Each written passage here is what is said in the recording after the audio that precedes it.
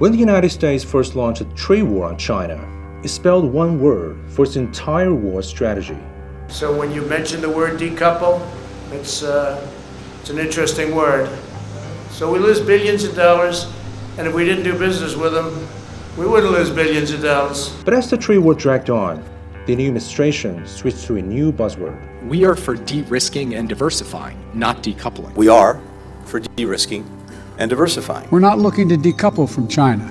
We're looking to de-risk and diversify our relationship with China. This is an interesting turn of event. It took Washington 5 years to change its tone from decoupling to de-risking. Is it a meaningful shift in America's China policy, or merely a change in rhetoric?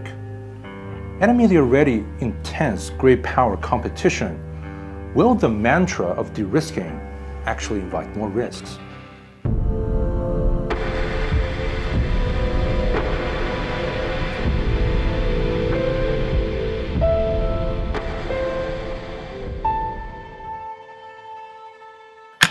Let's first go back to where the whole D-War saga began. The year 2018 entered the era of decoupling, with then US President Donald Trump starting to slap tariffs on China. The impulse to cut off the interdependence between the world's two biggest economies followed a rationale that trade wars are good and easy to win. But as it later turned out, it was the American consumers who bore the brunt of the trade war. They had to cough up billions of dollars more for the same goods they purchased, as the domestic inflation went through the roof. Even after this tariff policy was inherited intact by Joe Biden, things still went horribly wrong. Contrary to Trump's original expectations, the US trade deficit with China was far from eliminated, and neither was the bilateral trade itself. In 2022, US-China trading goods hit an all-time high. It broke the record set in 2018, when this trade war was launched in the first place. It would be disastrous for us to attempt to decouple from China. Janet Yellen was right, but her point was actually made long ago in a report ordered for Biden 100 days into his presidency. This report on American supply chain was jointly composed by 4 departments, and explicitly says that even a minor conflict or embargo could have immediate major disruptions to the United States and long-term implications for U.S. supply chain resilience. It is a mystery whether Biden has read this report, but by this point, any sane decision-maker in the White House would acknowledge that it is time to jump off the merry-go-round of decoupling. And this is where the risking comes in. Instead of a complete disengagement, Biden's policy boils down to one goal: limiting China's competitive edge. His first move was to put in place a good old-fashioned protectionist measure, blocking technology sharing. The chip sanction, for example, is aimed at strangling China's 5G, artificial intelligence, supercomputer, and other high-tech industries. This is like what merchants of Venice did in the Middle Ages, when they moved all the glass makers to an offshore island so that they couldn't divulge the trade interest in glassblowing, which, at the time, were cutting-edge technology. Only that a few hundred years later, Venice was no longer a trade center in Europe, and glassmaking no longer a secret. Also, the Biden administration is set to reduce America's exposure to the industry where China possesses competitive advantages. Washington has been struggling to initiate a friendshoring process. It is set to arbitrarily relocate the supply chain networks to America's few designated allies, at the expense of the free flow of economic elements. So this is the risking 101. Sanction others to keep technological dominance. Deglobalize supply chains to cut down on interdependence built in decades. Do all this on the pretext of national security, all the while enjoying China's cheap manufactured products. This is some shrewd business acumen at given that. Though the Biden administration has been rationalizing this strategy for quite some time, they hadn't found the right word for it yet, until this March. I believe it is neither viable nor in Europe's interest to decouple from China.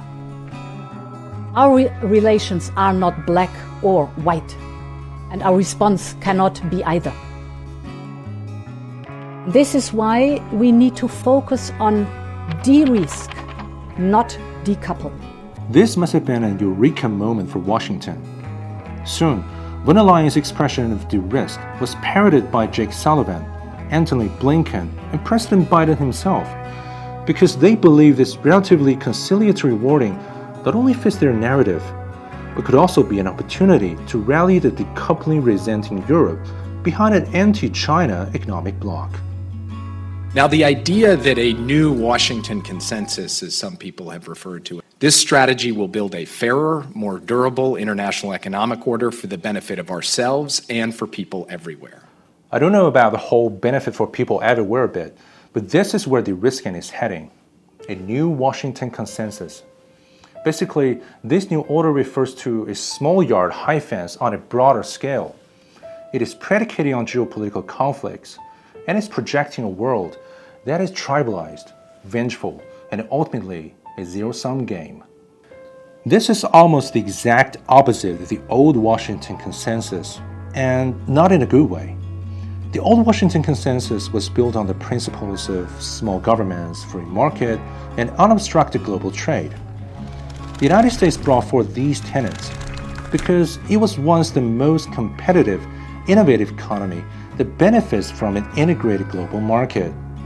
When America now grows sloppy on self-advancement, it wants to change the rules of the game, just to jealously tighten its grip on hegemony. But will de-risking China work? Are we on a irreversible track of politicizing global economic activities? As a 21st century continental system, de-risking only works when there are concerted efforts of major economic powerhouses. But America's allies are not so much a fan.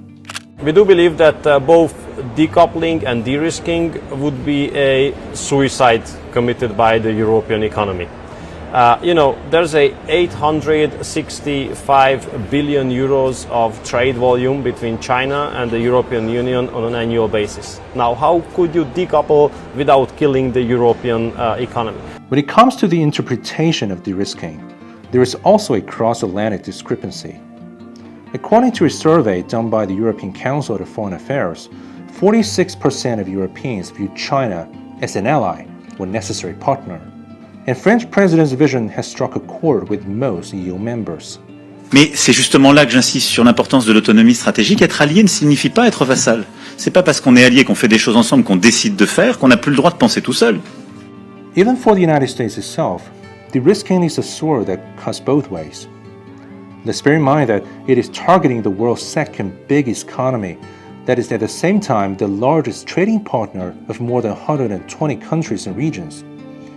The CEO of the US chipmaker NVIDIA warned of enormous damage to American companies if they are banned from the Chinese market.